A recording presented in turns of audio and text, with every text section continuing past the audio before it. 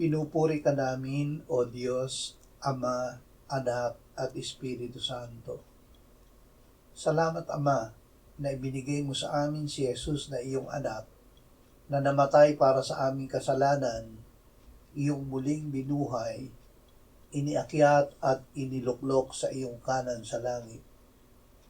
Salamat na ibinigay mo sa amin ang iyong banal na Espiritu, at sa pamamagitan niya ay ibinuhos mo ang iyong pag-ibig sa aming puso.